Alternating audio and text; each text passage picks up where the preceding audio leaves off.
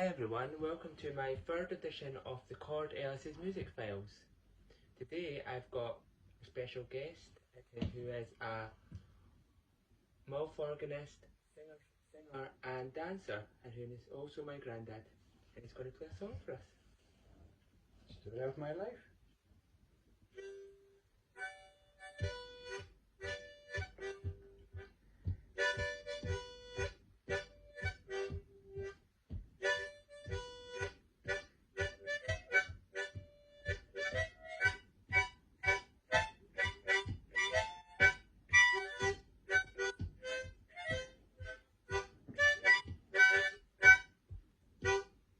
Thank you. Now I've got some questions for you, if that's okay. Nice. When did you first start playing music? Well, I started playing when I was 12-year-old. My brother and his pals had a harmonica band, so I decided to join in once I learned how to do the notes. And my first tune was, I don't know, what was my first tune? I mean, I'm a wee bit old man now. Put another pickle in the Nickelodeon. I don't know if you know it, because taking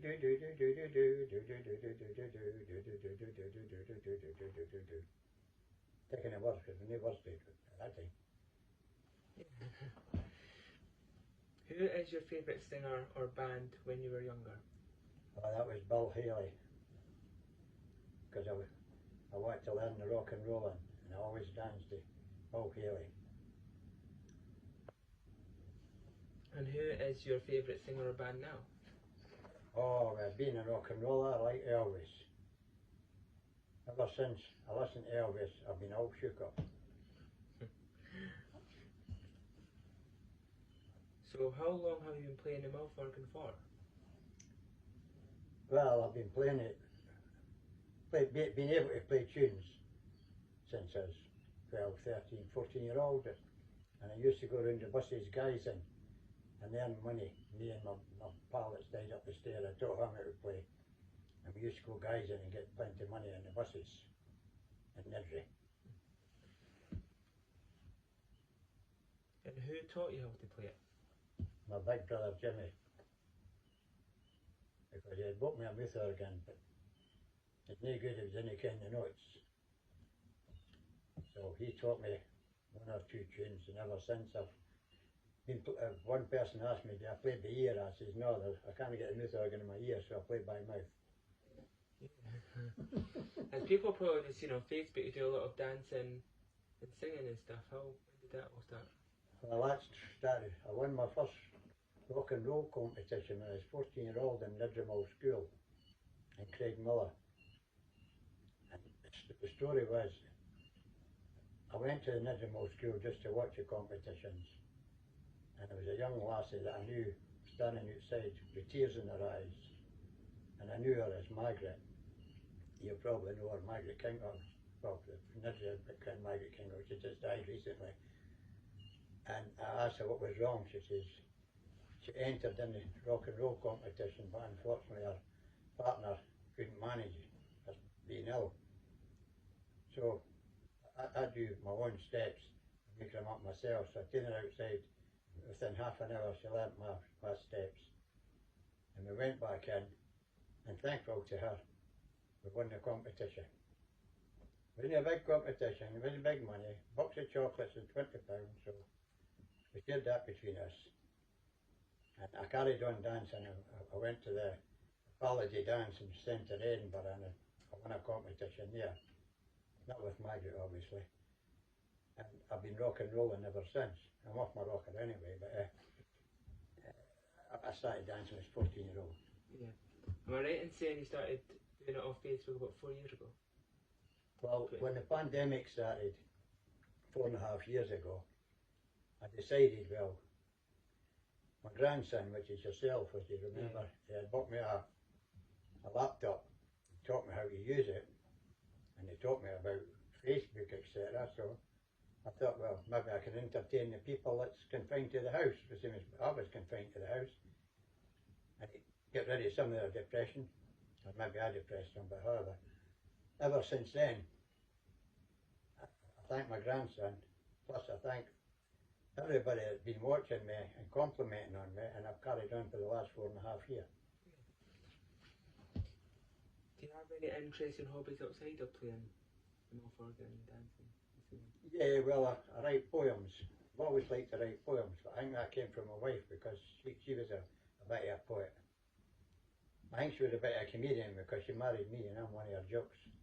But, yeah, I like poetry, poems. I like to write poems.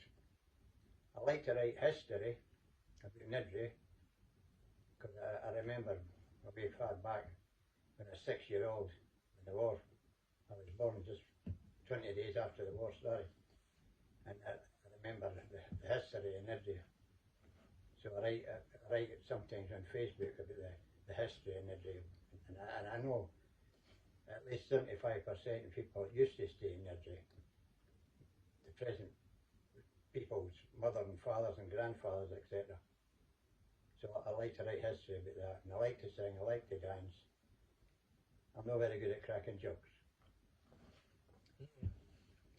So, as probably people know that you're you were very active in the community. Can you tell me more about that? Well, it started off when I stayed in Niddrie. I wasn't active when I stayed in Niddrie Main Terrace.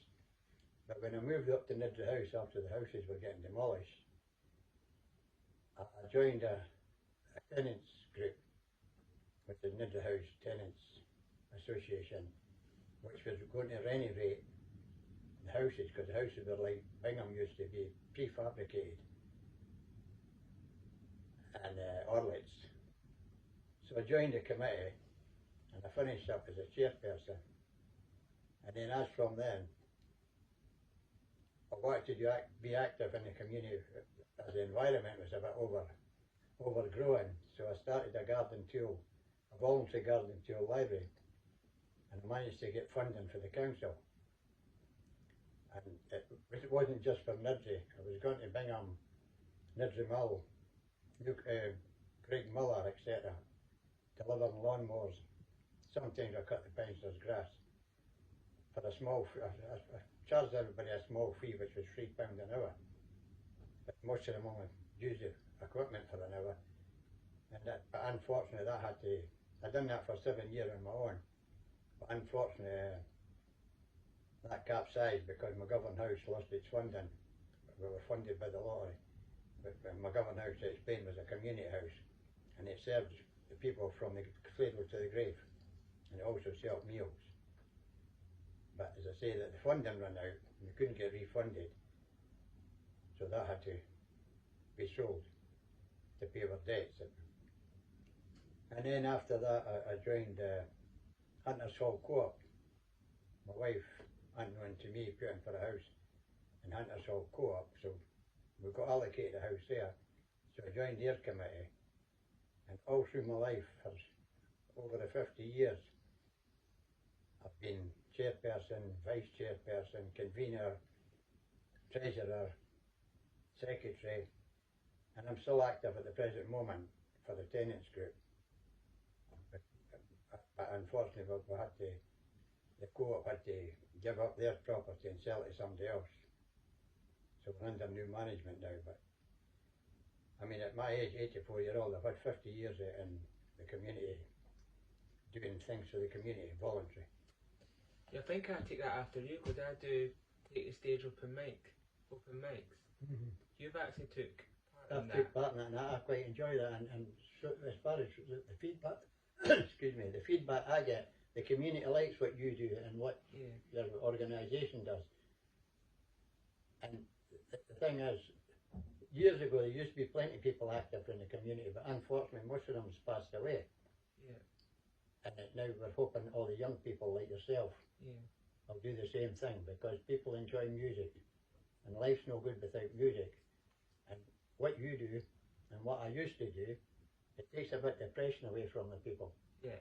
It's very, I mean, and I feel sorry for old people like myself, because I'm alright, I've got a big family, but there's other people staying in Craigmillar and Niddrie that's no family, and they would like to come to these events and like to see the events continue. So you're doing a good job. Yeah.